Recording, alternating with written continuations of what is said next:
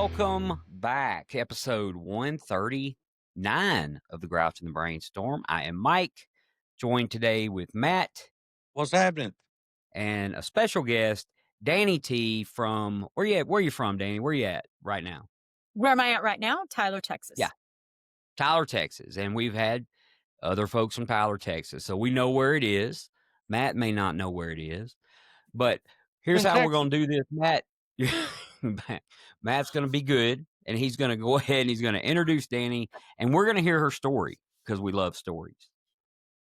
Yeah, so again, this is our good buddy Lisa, kind of some folks from her group down there, or she's been adopted by you guys' group, I'll put it that way. She said, man, we got a bunch of great people down here, great stories, and you were one of the names that she wanted us to try to get on and hear your story. But I'm not going to talk about it. I don't know. Me and Mike are hearing it just like everybody else for the first time, so we'll just let you start out how you want to, and we may interrupt you a little bit. Cool. Can you just keep going and talking about me for a little while? Because I can make stuff up. And by the way, you really the can. Dani T is also, I think, related to the Rich T that we just interviewed recently. So he's supposed to be fact checking all this stuff for us. So just putting that out there, you know. I don't know who you're talking about. Yeah. Yes. Yeah. So quick question before I start here. Who's the Grouch and who's the Brainstorm? Mike is both. I would be, I guess we're going to have to say both. And so a little history, and I think we've told it a couple of times over the course of these episodes, but the way it came about is basically the podcast, when we do regular podcast and not speaker podcast, is not our opinion. We only share our experience, right? So there's no, this is what we went through and this is how we handled it. And so, the Grouch and the Brainstorm, as referred to in the Big Book of AA, talks is more about someone who is angry or worried, right? And so there is no Grouch and Brainstorm. It's just facts based on experience. And that's a very simple definition, but I love it. I love it. I love anything that has to do with the program. It has to do with the literature. So I appreciate it. And all joking aside, Matt, thank you so much for asking me to talk with you guys tonight. My name's Dani T. I am a person in recovery. My sobriety date is August 7th of 2012. That's not my first sobriety date, but I'm hoping that it's my last, and we'll talk a little bit about that. But I hope you don't mind. I wanted to start off with just a little. I hate how my camera makes that fuzzy. I want to start off with a page from As Bill Sees It. And, when Lisa asked me to do this, I kind of, like everybody, I gave a little bit of consideration to what I wanted to talk about.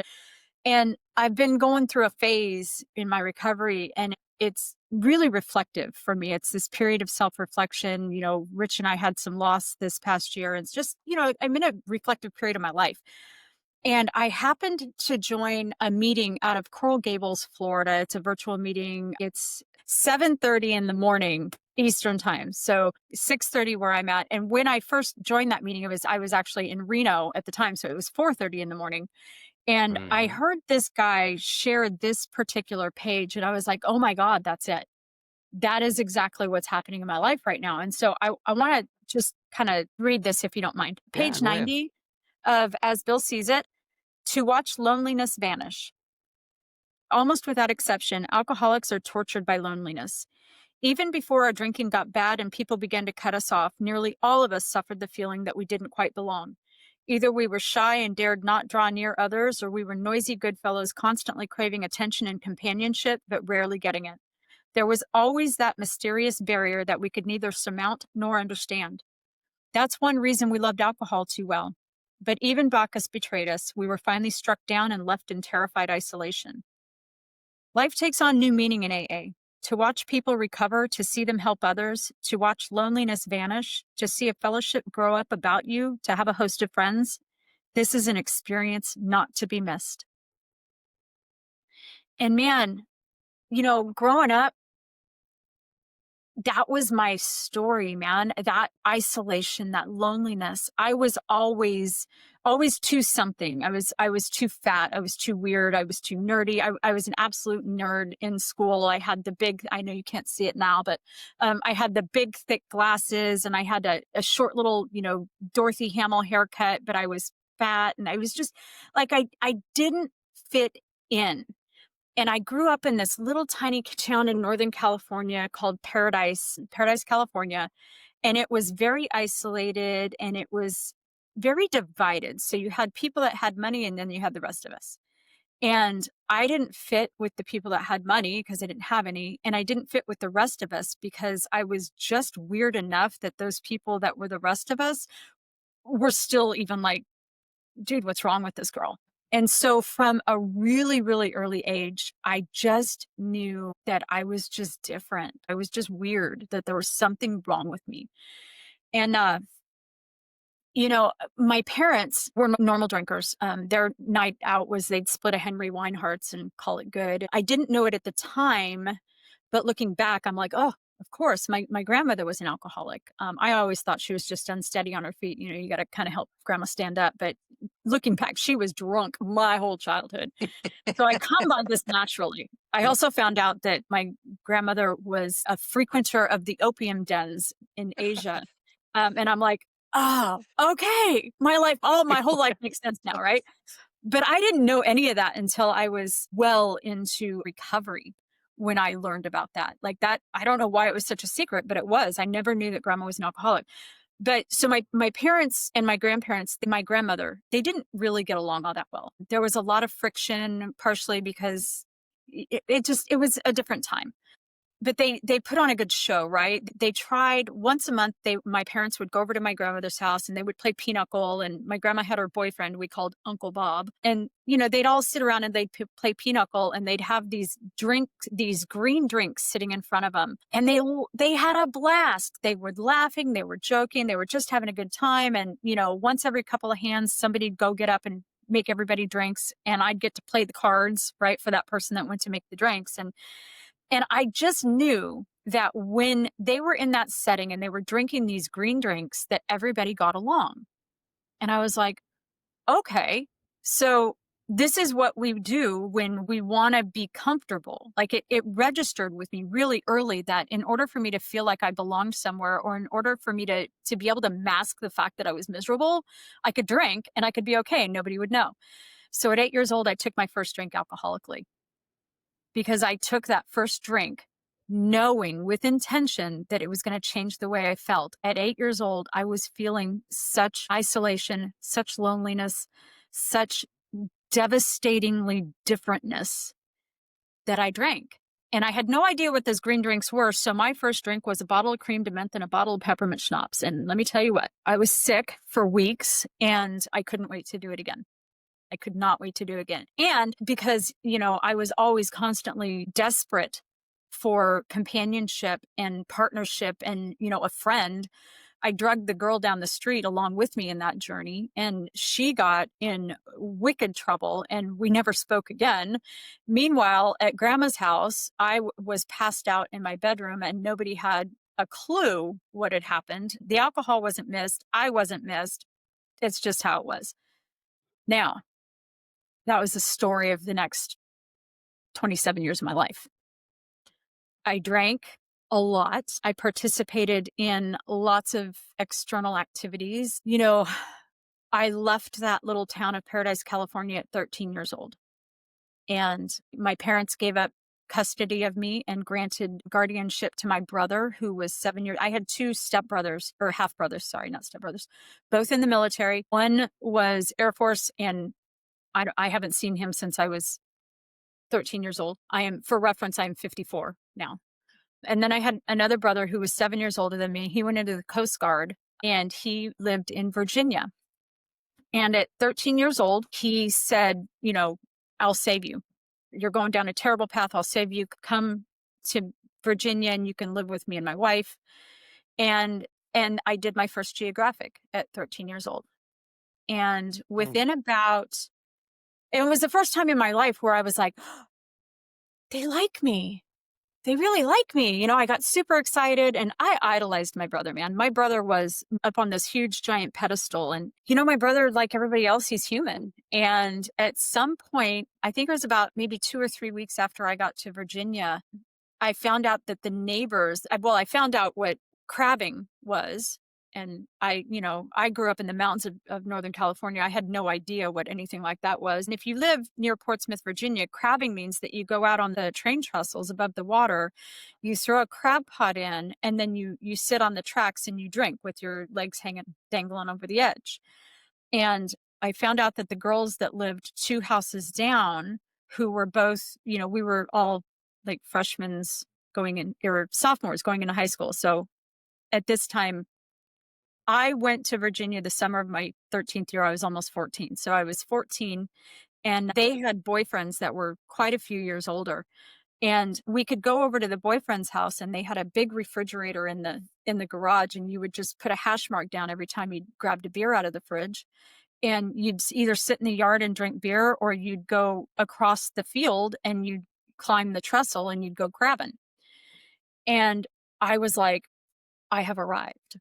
Like, now I finally found my people, right? And so what happened was I stopped doing all those things that you're supposed to do when you're 14, like, go to bed, um, get up and go to school, chores, visit with your family, anything like that. And within about 6 months of my arrival in Virginia, I landed myself in the Naval Hospital twice with alcohol poisoning. And my brother said, I can't deal with you. I can't deal with you. And I was invited to either change my life or vacate. And, I had found my people, so I wasn't going to change my life. So I vacated. And that started a chain of events that took me 30 years to heal from. I haven't spoken to my brother since I left his house. Understandably, he was a little angry with me. And, throughout the course of my life and the course of my recovery, it took a lot of therapy and a lot of step work to heal from that one, from the guilt, the shame, and the remorse that came from that. But let me tell you what, I took that with me, and I let that feed me and turn me into a creature that survived despite this crushing loneliness and isolation. And I did the only thing that I knew how to do, and that was drink and run. And I became just this tornado, and I started hitchhiking across the country. Having children of my own now, I'm like mortified when I say this out loud. But this was, the late 80s, early 90s, and I was hitchhiking back and forth across the country on trucks. I don't know how. I was never hurt. I was never victimized. I was never assaulted on the trucks. Actually, the people on the trucks treated me way better than a lot of the people that I later met. But I was sort of taken care of in the sense that, somebody always made sure I ate. I always had alcohol to drink. And if I didn't like the direction the truck was going, I just jumped off and I jumped on another one. And I can remember being 16 years old, and I was on the Oklahoma Turnpike in the middle of a whiteout, a blizzard. And I had this inclination to call home for Christmas. And, you hear the ring a ding ding back when you could do collect calls on a dial-up phone, and you hear the operator or the recording thing go, you have a collect call from, say your name, and my mom accepted the charges, and the only thing she said was, "What do you want?" Mm. And I was like, "Well, I just, I thought I'd call and tell you Merry Christmas." And she's like, "I don't have anything to say to you." And she hung up. And I was like, man, like, what does a girl got to do to just, have somebody give a shit, right? This, by the way, we were talking before the podcast, and I was telling you guys that I got thrown out of Louisiana. This was that time. So right after Christmas, I end up down in Hammond, Louisiana. Yeah. And I'm like, this is my alcoholic brain, right? I had run into this couple. They were co-driving a truck. And fake name. I'm not at the time, I think I was almost 16. I was like 15 and a half, almost 16. So I was calling myself a different name. And of course I was telling everybody I was 18. And for whatever reason, and I don't remember the particulars, but he ended up in jail. And she was like, "Well, I'm going to go down and visit so-and-so at the jail. Why don't you come with me?" And I'm like, "Sure, why not?" And I go down and I sign in with my little fake name and yada, yada. And I don't know that they like check those. And so I get pulled out of the visitation room, and the cops are like, "Okay, listen, we know you're not da da da, and we know you're not 18. Like, who are you really?" And I'm like, I think there was a piece of me that was like, I'm about to be found out. Finally, they've got to let me come home now. Right. And so they get me to tell him, I tell him who I am, where I'm from, and they call my mom, and my mom talks to him on the phone, and then she gets back on the phone with me and she said, "Don't get off the bus until you get outside of Louisiana." Click. And I'm like, "Damn, now I'm thrown out of a whole ass state. And I can't go home. I can't go back to Virginia. Like, where am I? Where do I go now? Where do I go now?" And I mean, I just kind of stayed out there and I traveled around for a little while and I did what I could until I got tired. I got tired. And so I did. I headed home to Paradise, California. And I was 16. I knocked on my parents' door, and um and it was not a reunion. It was, more of, "What do you want?" And I was like, that was, I think, the first time that I was like, "Listen, I'll do whatever. I'll do whatever you want me to do. Can I stay? And can I get my life together?" And they said yes, and I didn't. And I'm gonna really shorten the next few years because it was the same story over and over and over again. So, all in an effort to try to beat this isolation and this loneliness and this desperate need for love. Married at 16, divorced 3 weeks later. There's actually a really funny little story about a Holiday Inn in Chico, but I'll leave that maybe for another day. Um, There always is. there always Cliffhanger. is, always is. Let's just say I never look at mushrooms the same. Mine's a Any Super 8, but anyway. Oh, Lord. Yeah, I'll tell you about that later, maybe when we're done here. I move across, I find a guy who's willing to put up with my nonsense. I marry him, we get divorced. I find another guy willing to put up with my nonsense again, who decides that we're going to move to Florida because everything will be better if we move to Florida. So we did that. I immediately took him for every dime he had and his car. And I met this really cute guy that worked at Burger King. And I immediately fell madly and passionately in codependency with him and got pregnant. He quickly realized that I was nuts and that I drank way more than he did. And he was quite a few years older than me. And he was like, I can't deal with this. So back to California I go with this little baby in tow, who I immediately lose custody of to my parents because I can't raise my own 18-year-old ass, much less infants. And on the road I go again over the next, let's see, so that's at 18. So just to bring you up to age 37,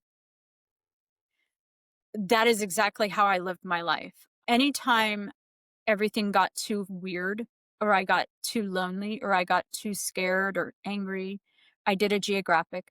I've been to every state but Maine. I've lived in 14 different states. I was arrested in every single one of those states and created a lot of wreckage in my life. And I was absolutely bankrupt. Not monetarily. I mean, I never had anything monetarily. Like I didn't work. I didn't buy things. And I was a lot younger and I could get away with a lot more. And I collected things, guys, their stuff, but I was absolutely spiritually bankrupt. And I was so lonely and so desperately desperate that I just dove into alcohol and all of the other things that come with it, the behaviors, the different versions of alcohol, until I reached a point where the solution became the cause of my pain.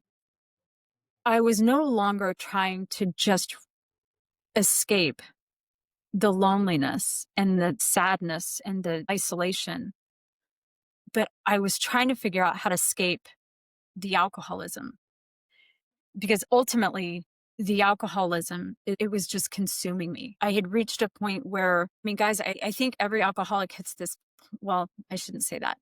For me, I hit this point where I absolutely could not function. My first thought in the morning, if I actually went to sleep and woke up, was about alcohol or using something to change the way I felt. And what I felt was lonely, afraid, isolated, scared. I still had all of those sensations that I was weird. And I was the person, I never knew what to say. And anytime I would try to say something or make friends with people, I always said the wrong thing. And, I was just my whole life I had that well into adulthood. And by the time I started really experiencing some ideas that I might need to change what I was doing, I had completely isolated myself. My parents had separated. My parents were married for 25 years. And I know now that my mom had early onset dementia and that she had a lot of mental health problems from the time that I was very little. And my dad was gay. And they were married for 25 years. And I had no idea he was gay until well into sobriety. I don't even know that he knew, to be honest with you. But ultimately, they divorced. And at 37 years old, I had committed one too many inappropriate behaviors, and the state of Nevada decided that they needed to intervene in my life. And they did. They handcuffed me. They, threw me in a cell and they said, don't pass go, don't collect $200, and we'll think about letting you out eventually. And the year was, and this was the first sobriety date, by the way, February 27th, 2007. They decided to send me on my way. And like I said, don't pass go, don't collect $200. At the time of my incarceration for the state of Nevada, I hadn't spoken to my mother in 14 years. Wow. And I hadn't spoken to my father in 9. So to say that, by the way, I'd had a couple more kids that I immediately lost to my addiction. Let me rephrase that. I didn't lose them. I gave them away because, one, I didn't know what I had, right? And I had no ability to care for them, like none, zilch. I had that first daughter, the one I had when I was had just turned 18, when I became incarcerated. So she was born in 89. And so she was, do the math, however old she was. And she was 18 years old when I was incarcerated. And here I was, I'm sitting in prison and I'm like, how did I get here? How did I get here and how do I change this? And I got a letter one day and it had a whole bunch of pictures in it. And it had this really pretty blonde girl and all the things. And, like, I don't know who this is. And I open up this letter and I skipped right to the bottom because I want to know who it is. Right. And it's signed Brittany. And Mm. my heart just collapsed. My dad had always kept tabs on me and I didn't know it. And he'd always kept in touch with that little girl because he raised her for the first 9 years of her life because I couldn't stay sober. And then at one point in a brief moment of sobriety, when I was getting ready to have my second child, he had given her back to me. And within 6 months, I had lost her because I was incapable. And I literally, I got so high and paranoid that I moved 3 states away and I forgot that I had children there. And so they ended up in state custody. And when I was 18 years old and incarcerated, he told her where I was and I got a letter from her. And the gist of that letter really was, I just want to get to know you. And that was the first time that I was like, maybe now I have a reason. Maybe now I have a reason to get sober. So I got out and I went to a treatment plan. I went, therapist. I went to a treatment program and they decided it was a really good idea for me to do things like go to AA meetings and not drink and, get a job and all of that stuff. And I wasn't convinced at that time that I was an alcoholic. I knew that I could no longer use powdered alcohol recreationally anymore. I was pretty convinced that that was the source of all of my trouble and that if I just gave that up, I'd be okay. But, I'm going to try this AA thing and I'm going to see what happens. And I walk in the door of the Triangle Club in Reno, Nevada. It was a noon meeting and there was just a vibe in this room. There was just a vibe of just happiness and connection and compassion and love and everything that was foreign to me. And so I walked in and I was immediately uncomfortable. So I'm like, who are these people that want to hug me? And like, why do they keep asking me what my name is? And, I didn't understand any of it, but I really quickly became a member of what we now call the Get in the Car Club. And that is the group of people that meet before the meeting and they meet after the meeting and they just get in the car and, hey, let's go have dinner. I don't have any money. I don't care. Just get in the car. Hey, we're going to go to this convention in San Francisco. Well, I can't afford that. It doesn't matter. Just get in the car. And, I got sober and I got into service and I started getting into recovery, not just not drinking and not using, but actually getting into recovery and doing the things and working the program, the first 164 pages, the program of Alcoholics Anonymous. And I didn't stay in AA at that time. I had a couple of moments where I was like, maybe I should go to NA because, I've got kind of this reservation for alcohol, right? I'm gonna go to NA. I'm not gonna use meth again, right? So I'll go to NA. Well, and that worked for me for a little while, and then it didn't. It stopped working. And I didn't drink or use.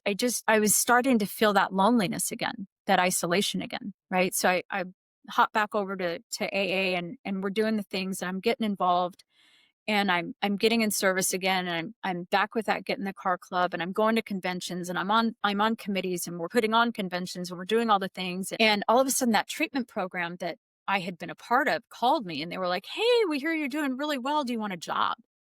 And I'm like, "Hell yeah, I need a job."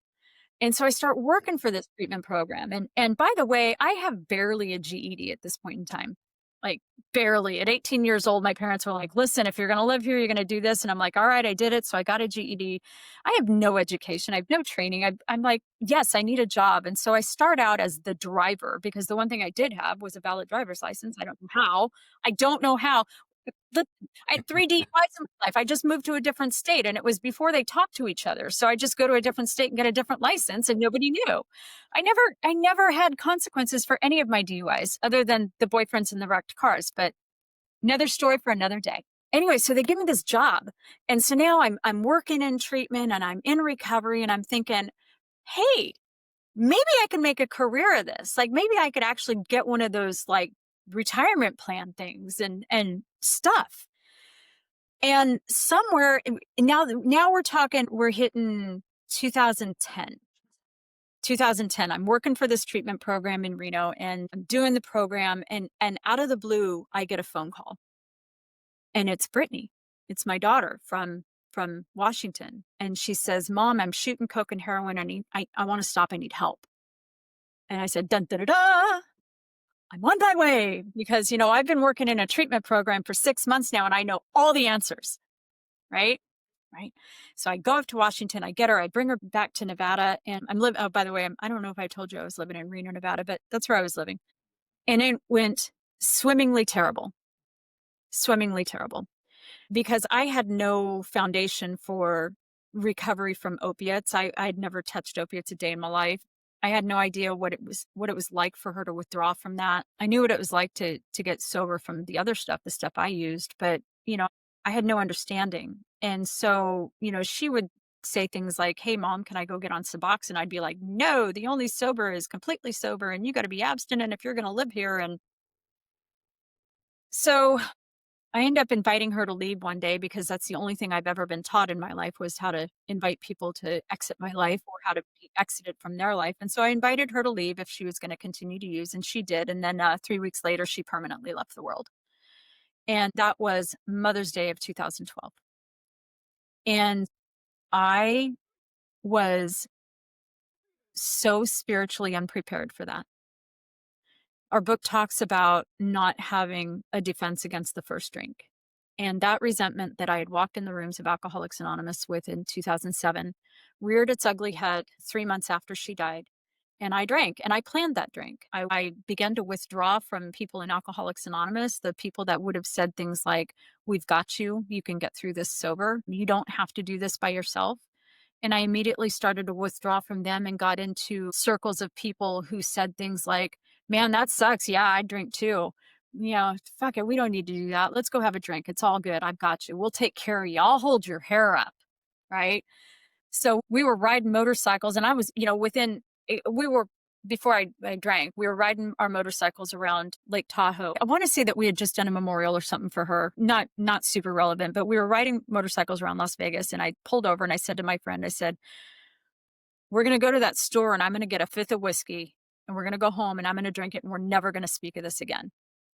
And like a good non AA friend, he said, absolutely.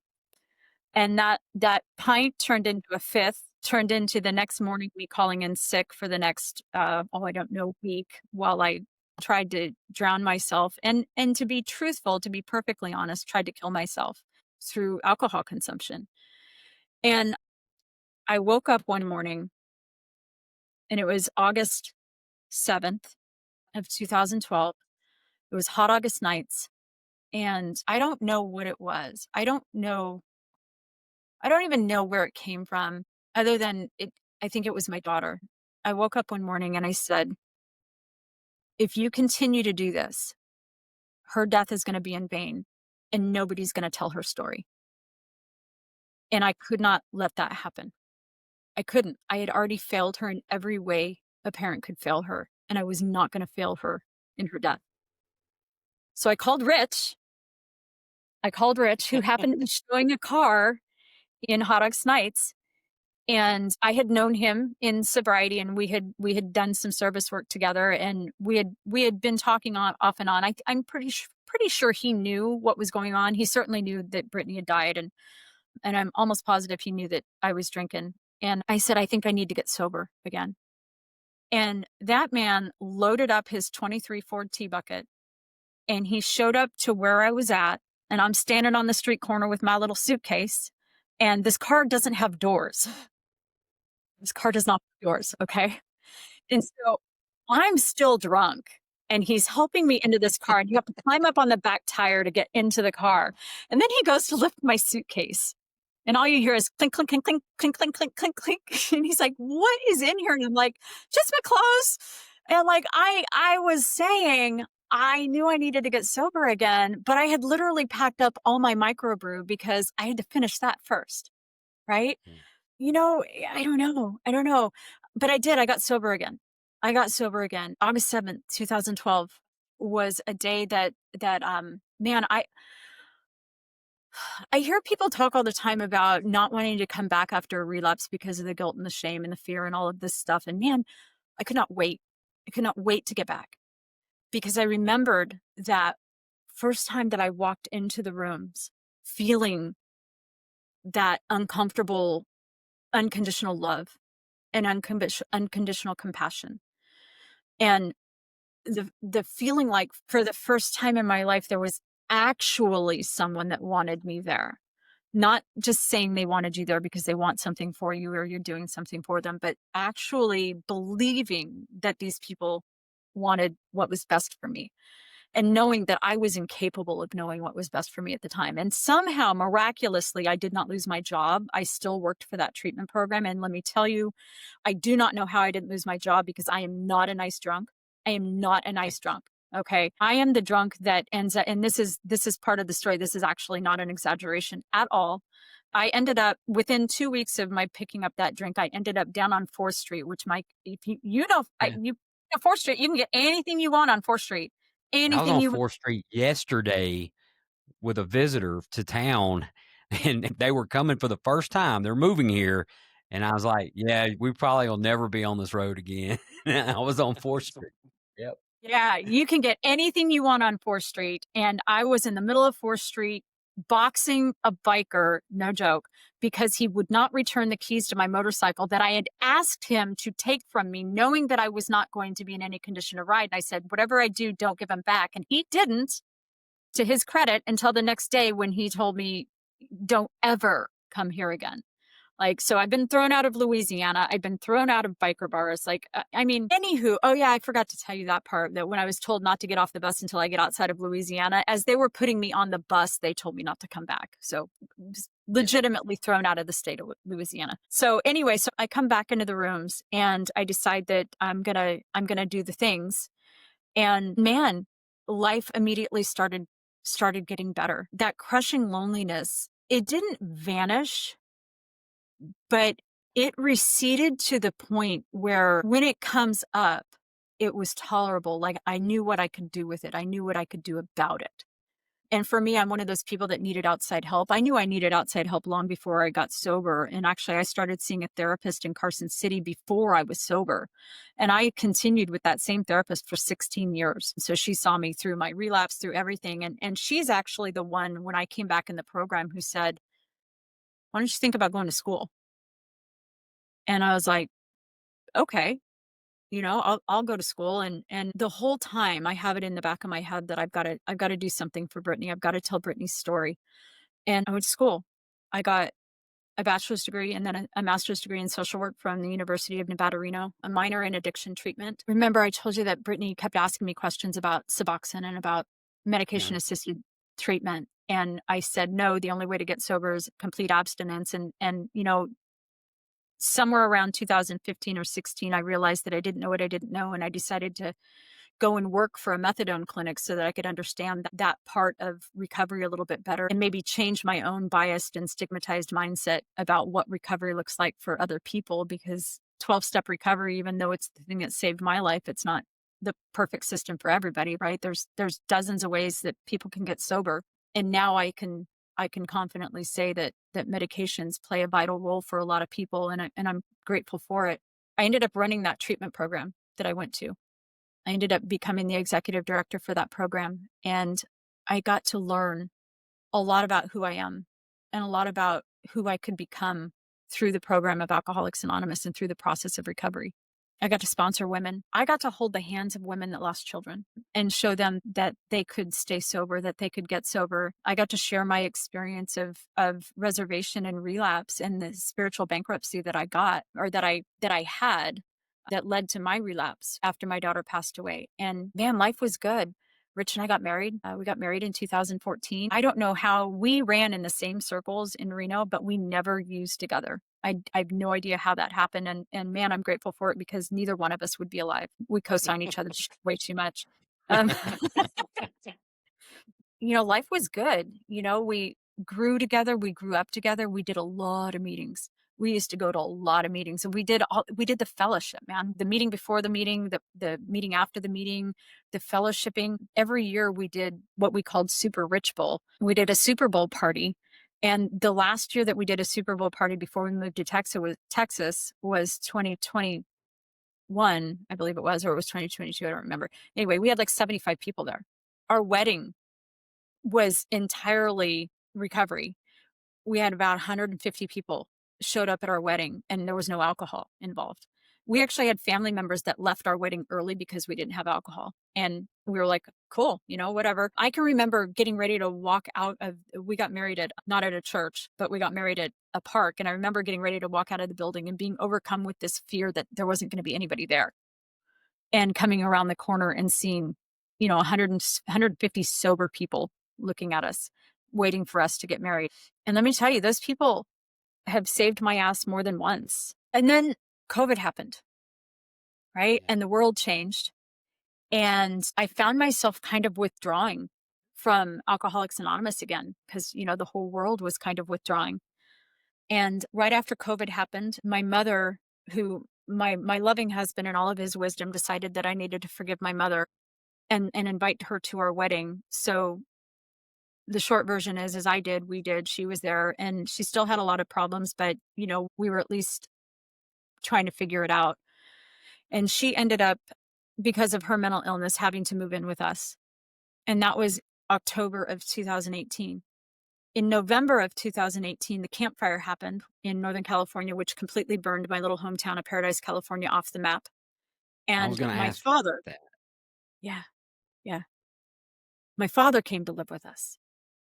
Remember, they were divorced for 25 years, but Oh, my mom, in all of her illness, forgot that they were divorced. And she also forgot that I was sober. So for those first few months that she lived with us, I was still, the world's gigantic piece of, what. And my poor dad not only had lost his home and everything that he owned, but it was also now living with his ex-wife, who thought they were still married. So he was having his own issues. And then in February of 2019, Rich's mom ends up moving in with us because she had a fall that resulted in a massive brain hemorrhage and a hematoma. And she was never the same after that. And so by 2021, we have all three parents, and we're like, holy shit balls. And I'm distancing myself from the program because I'm, chasing income because now I've got this big fancy career and I've got to, make the money and I have to prove myself, right? I have to, you know, it, here's the truth, guys. I was still lonely. I was still isolating myself in all of this stuff and everything that was going on around me. I was figuring out ways to separate myself. In April of 2019, my mom passed away. And so then we had Rich's mom and my dad, and we decided to move to Texas. And we came down here. Both parents are living with us. I have withdrawn completely from the program at this point. I'm still sober, but I'm batshit crazy. I am batshit crazy. I am so lonely. I am so isolated. My husband, and you guys talked to him a couple weeks ago. You know he's a saint. He took on full care of both parents. He took a job that allowed him to attend every appointment, every doctor's visit, every shot clinic. He was raising our parents. His mom developed dementia. My dad had cardiac surgery. Neither one of them were in good health. And I was trying to hold it all together, but I was trying to do it from a distance. Man, my life changed again. In May of 2024, my best friend in the world, my 85-pound pit bull, who was the center of my heart, he was literally my heartbeat. We have pictures of us spooning in bed. No joke, for like 4 years, Rich stayed in his own bedroom because I wouldn't kick Zeus out of bed. That's not a joke. In May of 2024, Zeus died. August 2nd of 2024, mom died. She went into the hospital and never came out. November 21st of 2024, my dad died. And within that 7-month period, we went from our life being, this, you guys can't see it, but my arms are really wide, to our life being this. And I realized that I was moments away from another drink. That I had isolated everything that I had worked hard to recover from. I was now as trying to, I was isolated and I was escaping. I was lonely. I was desperately separate from my own life. And the one thing in the world that should have been, we shit on ourselves a lot. The one thing in the world that truly did have value, the one thing in the world that is the greatest commodity that any of us have, I had let slip through my hands and I had literally pulled myself away from it. And that's time. The time that I could have had with my mother-in-law, the time that I could have had with my father. I'm so grateful. I'm so, so grateful that I have a husband who saw that long before I did and took advantage of that and was there for them when I wasn't. But I looked at my husband one day and I said, I need to get back in the program before I drank. And I am not willing to lose any more time.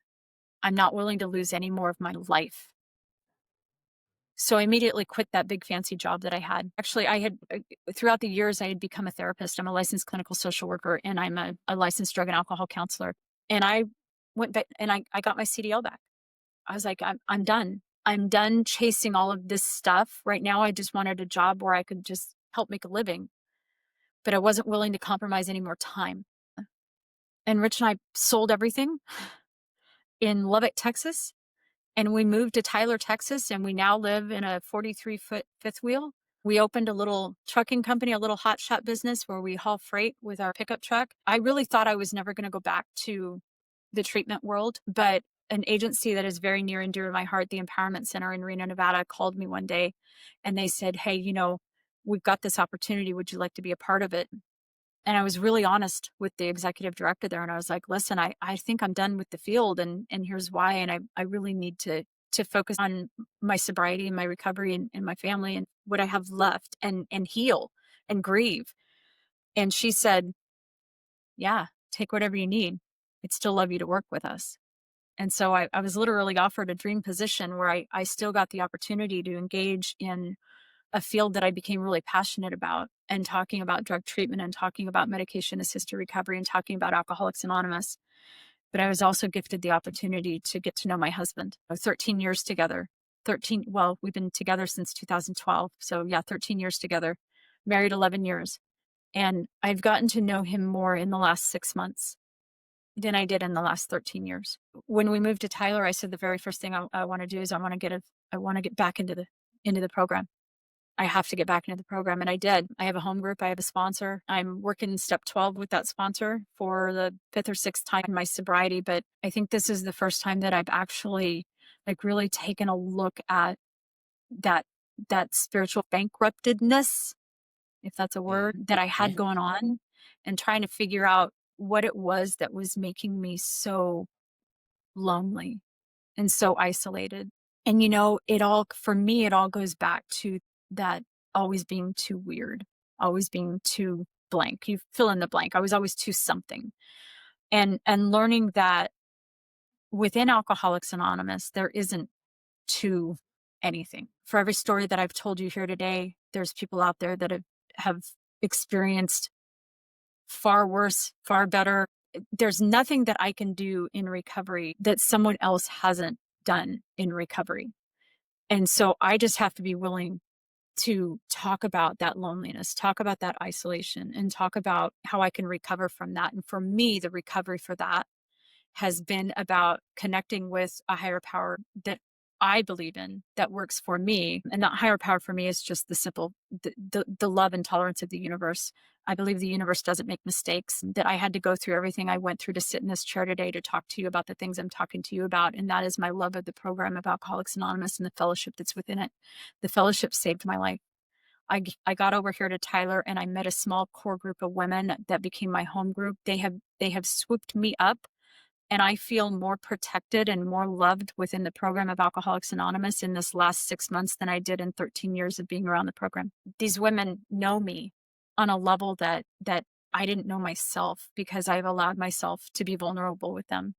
I've allowed myself to talk with them. I've allowed myself to ask questions, to be willing to admit that I don't know what I don't know and that I don't know everything.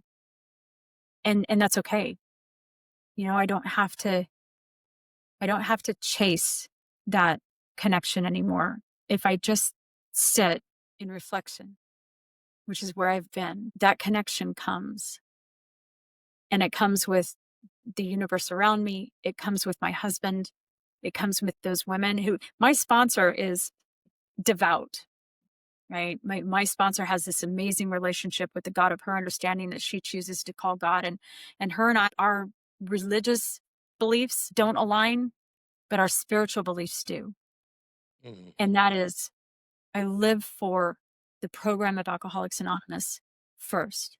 In my world, it's first. In hers, it's God. In my world, the program of Alcoholics Anonymous is first, and the fellowship contained within that, because without that, I know where I get. Even without picking up a drink, I can get batshit crazy in a hurry. And I'm telling you, within about 3 weeks of moving to Tyler and opening myself up to the women here in the program of Alcoholics Anonymous, I was overcome with peace. I was overcome with the relief from the grief. I miss my dad. I miss my mom. I miss my dog.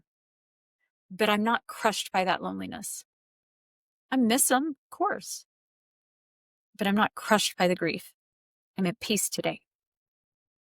And I'm content for the first time in my life. I'm content. And I'm not willing to give that up again. You said something that and you kind of got back around to it, but what I kept hearing throughout that whole deal was you felt like you were too much. Some of your words was you were a nerd, or you had glasses, or you had this and that. And that was me as well. You get to Alcoholics Anonymous and realize all those twos are just jammed in a room together, and some of them have walked the road a little bit, and you realize that, like, this is a place for all of us. That was where the fellowship part for me, I just was amazed, and I was like, what is this room of people right now? And we don't all agree on everything. We definitely don't all come from the same background, but at the end of the day, we love each other, we try to help each other, and that's pretty awesome. It was pretty awesome to see coming in, and really seeing that as a group somewhere for the first time. So Matt, Yeah, did you we're have a people that Dorothy you Hamill normally miss. haircut? I had a Yeah, you had a I Dorothy don't know Hamill who has one haircut. like that. Look, I You didn't don't know wanna who get Dorothy into it. Hamill is, do you, Matt? Yeah, the skater. Wasn't it a Okay, skater or something? yeah. Yeah, Yeah, okay. yeah. Surprised me. I thought you were gonna say Bruce Jenner or something for a minute, but I didn't, I didn't wanna No, get into no, we're Olympic not gonna sports. go there, Matt. So, I actually Michael did have the Phelps, Dorothy Hamill haircut. I don't know what her hair looks like. It's like a bowl cut, Yeah, Yeah, and kinda? exactly. it was about this short, Yeah. and you put that on a round, pudgy little girl with Coke bottle glasses, and, I mean, I was destined to be bullied, and I was bullied. I was bullied relentlessly in school. I'm right there with My you. hair didn't Right get there with you. long like that where I could make it look good. Mine looked more like Richard Simmons. Mine would Oh, just curl out. Love it. you do favor Richard Simmons a little bit now that I think about it, Well, me and especially when you old wear that Richard. leotard thing. It's those Well, cheeks. I will say this as well now. You're talking about Hammond, Louisiana. So I went to high I used to school live down there. I lived south of there Baton for a little while. Yeah, Baton Rouge is of course LSU's right down the road, 90 miles away, 80 miles, whatever it is. So Okay. my friends and I go to high school. Most of them leave and they go to LSU, 80 miles down the road. They party and have a good time.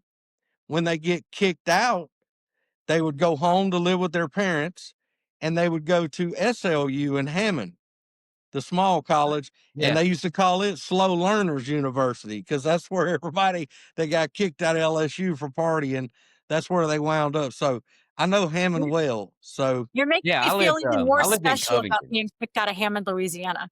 You Hey, we got in a fight in they used to have those college bars down there, and it would be $5 all you can drink. They give you a little cup, well drinks all night, $5. And we had and this was back before MMA, and it was like cool for everybody to know all these fight moves. So it was really more like the Junkyard Dog and people like yeah. that. It was more of a WrestleMania. Well, I've been in that jail in Hammond where you were at. I'm just gonna say that. So I have been there. But yeah, Hammond's a Yeah. they were small sick of town. us. Yeah, they didn't even put us in the cell. The guy's like, So "Y'all Really? are idiots."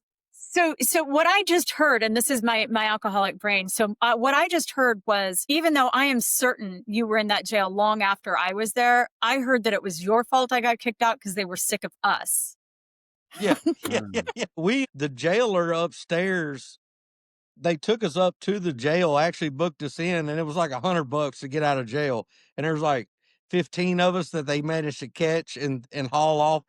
And so he's like, he was up there watching wrestling on TV, and he's like, I'm not even putting y'all in a cell. Y'all be out of here in an hour. So we sat in the lobby all together. Like that was my jail experience in Hammond. So anyway, about an hour, I did hard time there for about an hour. So, and I have cut myself off some light posts in New Orleans. Another deal with zip ties. That's what they do down there, the police. So, Yeah, they do.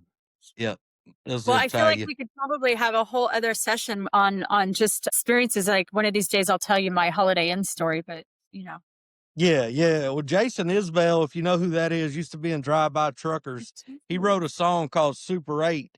And the line in the song is, I don't want to die in a Super 8 motel, which is what I think everybody thinks, and yeah, the song is about exactly what you would imagine goes on at a Super 8. So, yeah, we've all been there, I think. But hey, yeah. I thank you can't for stand doing, that. yeah.